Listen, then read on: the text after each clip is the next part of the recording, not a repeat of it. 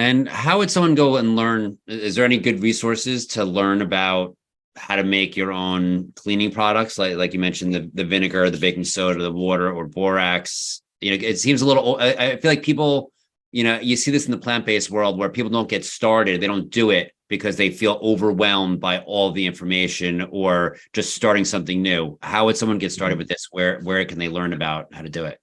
Boy, there are countless locations online now where you can just get a recipe for making your own at-home cleaner. I know that there's a woman I just met a few weeks ago, owns a company called Tees Organics, TEE, Tees Organics, and she sells a pre-made, healthy, very, very natural and safe cleaner. But she also tells you how you make your own too. The fact is that I think people don't like to make their own because it's inconvenient, and you also worry about what is the shelf life of it, because once you put it together, you probably have to use it within a week, or it starts to, I don't want to say go stale, but it starts to lose its potency, its effectiveness. And so the beauty of buying something that's pre-made is probably a longer shelf life. And so I completely understand that. But I would just say, going to going online and researching this just with a quick Google search. There's also a woman I met years ago who was one of the pioneers in this industry. Her name was Deborah Lynn Dadd, D-A-D-D. I looked up to her as one of my mentors. She passed a few years ago, but before that, she had 30 or 40 years in teaching people how to make their own at-home materials to clean and to take care of our homes. She was a wealth of knowledge, and you can find her books online. You can find her, I think her website still exists, and you can go there just to learn all about how to make your own at-home concoctions. Great.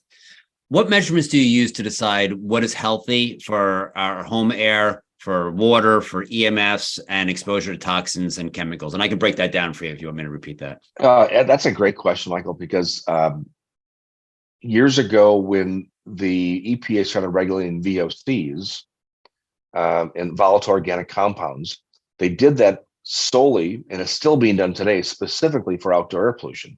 It doesn't tell us the whole story inside of a home. So when you go to Amazon and buy a VOC meter and you walk around your house and you go, oh my gosh, the VOCs are super high, it doesn't take in consideration the fact that maybe somebody just put on hairspray, or maybe somebody just peeled the skin off of an orange, which releases 800 grams per liter of VOCs. So you have to understand the source of the VOC. But what it doesn't do, it doesn't discern the difference between the VOCs that are harmful, directly harmful to humans, and the VOCs like that comes from an orange that's completely harmless to humans. So I look at a VOC meter as being, I don't want to say it's worthless in monitoring your indoor air quality, but it's only a very, very small part of the whole picture. You also have to look at where's the source of the VOC, and then you have to look at more dangerous things such as formaldehyde levels. I think the formaldehyde level in your home is far more detrimental to health, direct health, than the VOC level is. And for that, you can do indoor air quality monitors that give you real-time information. And I would like to see formaldehyde levels. I think the industry has kind of adopted this, 20 parts per billion is the threshold. I'd like to see it less than 15, less than 10. We like to reduce that as much as possible, but 20 is a good start. I've been in people's homes with handheld meters and walking around and finding that their levels are at 100 parts per billion or higher. 100 parts per billion is what OSHA uses for occupational hazards in a manufacturing facility. And if your level is at 100 parts per billion or higher for 4 hours, everybody's out of the building. All right. If your home is at 100 parts per billion and it's constantly, you have got some serious formaldehyde issues in your house, and it's probably dealing with the building materials. So I look at, yeah, go ahead. No, go ahead. please continue. Please continue. Well, so I look at formaldehyde, VOCs as part of it as well, a smaller part of it. I also look at particulate counts. Particulates would be certain things like particles that are made up of dead skin cells and fabric particles and so forth, um, even mold spores. All this together gives us sort of a bigger picture now of what's actually happening in the house, and also can give us then some guidelines of what do we need to do to make it safer. So you mentioned formaldehyde being, the one thing that you would really be concerned about. What are symptoms that people would go, oh, maybe I should check for formaldehyde toxicity? Yeah, formaldehyde is definitely the first symptom. Is like this flu-like symptom. Nausea is big, headache is big. If you can recognize formaldehyde even by smell, and so I want everybody to imagine, maybe not in their current house, maybe in their current house, but maybe in an apartment they once lived in, and they use these really cheap cabinetry in the apartment. Imagine, going into the kitchen and opening up the cabinet door, and you get this waft of this sweet smell in the face. That's formaldehyde. And that's coming from the particle board and the glues and the finishes and all that stuff. So we recognize what that smell is. Inside of our home, because there's such a volume of air just in a room, you're not necessarily getting smacked in the face with it, but you will have, again, flu-like symptoms. Nausea, headaches, dizziness is a big one. It can lead to a bigger neurological disorders. And so if you're feeling any of this, best way, besides describing what happens in an apartment with cheap cabinetry, if you ever moved into a new home and the whole family's excited to move into the new house, you get in there and within a week, everybody in the house gets sick. And most people just chalk it up to, well, we've all been stressed out because of the move and because of the build. It's really big for us, and everybody's just kind of winding down from moving into this new house.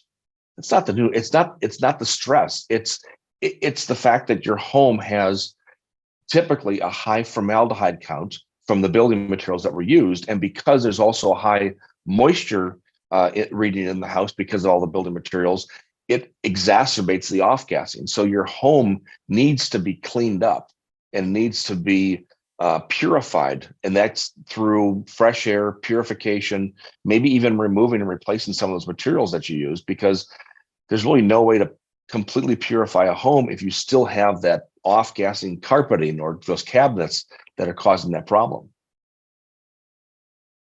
So in order of importance, because this is like very overwhelming. Like, when I spoke to you yesterday, it's kind of like, I'm looking around where I live, and it's like everyone's a criminal. Everything I'm looking at is a criminal, right? It's I suspect everything now. So thank you for that. But in order of importance, what are the most important things in our house to focus on first? The water, the indoor quality, the wireless, radiation, the off-gassing of your mattress or whatever, the cleaning products. What else? Like, what are the things that you think of if someone's going to get started with this? What is the biggest bang for the buck? Well, so first off, I want to tell you and everybody that my goal is not to scare the hell out of everybody. And I know I do. It's just a function of being in this business for so long and what I've seen and what I've dealt with. But it's not as a daunting task as I make it out to be. I think that most people, if they're not having specific acute situations with health within the home, then I wouldn't necessarily worry about it. I've had so many clients over the years that they've called me because they read an article I wrote, or they read a book that somebody else wrote. They heard a podcast and they called up. They say, my house is killing me. And I say, what's going on? Well, we don't have any health issues, but I know it's killing me. That gets to be to the extreme. And to that point, then that's just a never ending battle. So what can you do? Well, you take care of the low hanging fruit right away. I think that you take care of the cleaning materials, you take care of the laundry detergents, you take care of the things that are easier to obtain and less expensive. And let's face it, all the things I've talked about can be expensive. And, it shouldn't be a situation where you have to choose between whether your kids are going to eat or I'm going to have paint that doesn't off gas. And unfortunately, it's I've been in that situation way too many times with my clients. And so you have to do things that are obtainable. I think one of the most important things you can do that costs a little bit of money, but it makes a huge impact fast, get an air purifier and put it in your bedroom. Um, I've stressed this a few times throughout the last couple of days. I believe that the bedroom needs to be the healthiest room in the house. That's got to be your sanctuary. That's got to be the place where you come home from being inundated with all this stuff all throughout the day. And when you try to get that 6 to 8 hours of sleep, of restorative sleep every night, you're not going to get that if you are being inundated with chemical all night long, or with dust particles or mold spores. The same thing is true with electromagnetic fields. If you think you have a sensitivity, you're not going to get good quality REM sleep if you're being hit with EMFs all night. And so that could be something as simple as getting like a bed canopy that goes over the bed, kind of like those old mosquito nets, but it actually will block the electromagnetic fields coming into where you're trying to sleep. These things are hugely important. And then beyond that, I think that you incrementally chip away at things that you know are problematic. Don't change something because you think it's a problem. If you think it's a problem, verify that first. Verify that you have a water problem and find out what the water problem is. Is it municipal water that's treated with just chlorine, or is it municipal water treated with chloramines and fluoride? And now you got to get a really more robust water purification system. So don't get the top of the hill water purification system if it's just something as simple as chlorine. If it's well water, have it professionally tested. Let's see what's actually in there and see what we have to deal with, and then we deal with it as we can. So again, making these incremental changes slowly but surely will make a huge improvement in the health of everybody in the household. So in regarding the air purifier, is there a brand or a few brands that you would recommend for people to use as more reliable than others? Yeah, so the two that come up most often so I have a private circle community with hundreds of our clients and customers from over the years, and they really share a lot of information as far as what works, what doesn't work. I'm not there to sell product. I'm not here to sell product either. I'm here just to provide the information. The ones that I've worked with over the years are a brand called Austin. I think it has the most amount of carbon in any purifier that I've seen from a portable standpoint. Does a really good job of chemicals, off-gassing of different building materials. Another brand that seems to be spoken very highly of, I don't have personal experience with, but is the Air Doctor brand. A lot of my circle community members have spoken very highly about the Air Doctor brands. And then the third is IQ Air, and they make both portables and whole home filters that hooks up to the HVAC system. I recommend whole house filters. I think it's better ultimately for the health of everybody in the home.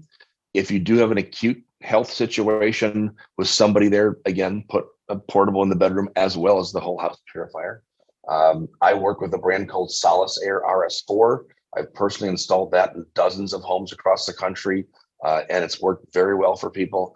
There are a lot of good brands out there. You just need to, find somebody that you can take advice from. Family and friends have been in similar situations. See what they use and what works well for them. I think that they'd probably be your best judge of this.